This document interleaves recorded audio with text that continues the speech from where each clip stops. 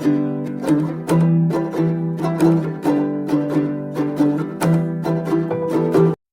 hello friends, welcome back to Kumbakonam Savouries. நாம இன்னைக்கு நம்மளோட சேனல்ல கொத்தமல்லி விதையை யூஸ் பண்ணி ஒரு தொகையல் ஒன்று பண்ண போறோம்.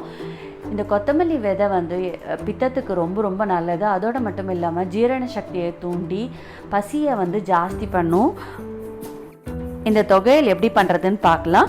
இதுக்கு தேவையான இன்கிரிடியன்ட்ஸை வந்து நான் டிஸ்கிரிப்ஷன் பாக்ஸில் கொடுத்துருக்கேன். ப்ளீஸ் நீங்கள் அங்கே செக் பண்ணிக்கோங்க.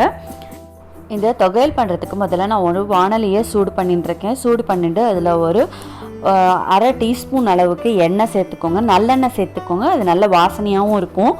ஒரு அரை டீஸ்பூன் போகிறோம், அதுக்கு மேலே வேண்டாம். அப்புறமா ஒரு 4 டேபிள் ஸ்பூன் அளவுக்கு தனியா, அதாவது கொத்தமல்லி விதை, 1.5 டேபிள் ஸ்பூன் உளுத்தம்பருப்பு, 3 காஞ்ச மிளகா, ஒரு 10 மிளகு, 1 இன்ச் இஞ்சி,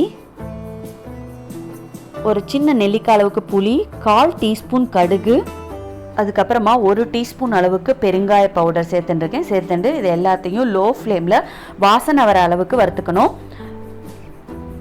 இது அட்லீஸ்ட் ஒரு 2 to 3 மினிட்ஸ் வறுக்க வேண்டியதாக இருக்கும். நல்லா வாசனை வர அளவுக்கு வறுத்துக்கோங்க. தனியாவோட கலரும் மாறிடும். அந்த ஸ்டேஜில் ஸ்டவ்வை ஆஃப் பண்ணிடலாம். இப்போ பார்த்தீங்கன்னா தெரியும், தனியா பருப்பு ரெண்டுத்தோட கலரும் மாறிடுத்து, வாசனையும் வர ஆரம்பிச்சிடுது. இப்போது இந்த ஸ்டேஜில் ஒரு மிக்சி ஜாருக்கு நல்லா ஆற வச்ச இந்த வறுத்த சாமான்களை சேர்த்துட்டு இதுக்கு தேவையான அளவு உப்பு சேர்த்து தண்ணி விடாமல் முதல்ல பொடி பண்ணிக்கணும். கொஞ்சம் கொரன்னு தண்ணி விடாமல் பொடி பண்ணிக்கலாம். இப்படி பொடியாகவே வேணும்னாலும் நீங்கள் வச்சுக்கலாம். உங்களுக்கு தொகையல் மாதிரி வேணும் அப்படின்னா கொஞ்சமாக இது கூட தண்ணி சேர்த்துட்டு நம்ம தொகையல் பதத்துக்கு அரைச்சிக்கலாம். இப்போது இந்த பதத்துக்கு நல்லா நைஸாக அரைச்சிக்கணும். அவ்வளோதான், ரொம்ப ஈஸியான தனியா தொகையல் ரெடி ஆகிடுது. இதை வந்து உங்கள் வீட்லேயும் ட்ரை பண்ணி பாருங்கள். ட்ரை பண்ணி பார்த்துட்டு எப்படி இருந்தது அப்படிங்கிறத எங்களுக்கு கமெண்ட் செக்ஷனில் கமெண்ட் பண்ணுங்கள். இந்த வீடியோ பிடிச்சிருந்தது அப்படின்னா மறக்காமல் லைக் பண்ணிக்கோங்க.